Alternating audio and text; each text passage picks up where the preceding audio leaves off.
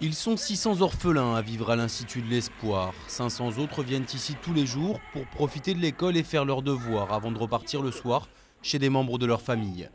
Le centre est financé par des donations de l'étranger. C'est le seul orphelinat de la bande de Gaza, un territoire qui compte pourtant un nombre important d'orphelins.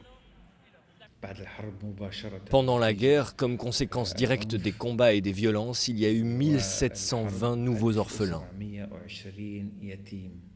Le quartier d'El Zaytouna est l'un des endroits où les combats ont été particulièrement violents l'hiver dernier. Dans cette salle de classe ont été regroupés les orphelins du clan Semouni, une grande famille qui a perdu près de 30 de ses membres pendant la guerre. Mon papa et ma maman sont morts en martyrs pendant la guerre. Qui va me faire prendre mon bain et m'habiller? Qui va me ramener à manger? Qui va m'élever?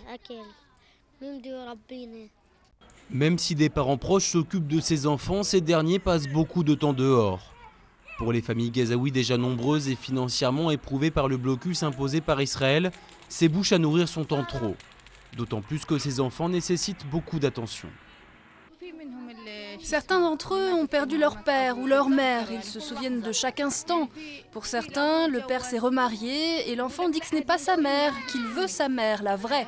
Il y a quelques jours, il y avait des avions dans le ciel, les enfants étaient effrayés, ils disaient qu'il y avait une seconde guerre. Mi-décembre, les orphelins du centre de l'Espoir ont manifesté pour leurs droits à travers les rues de Gaza. Menottes en papier au poignet, ils ont protesté contre le blocus qui les fait vivre dans une prison. Aujourd'hui, il y aurait près de 55 000 orphelins à Gaza.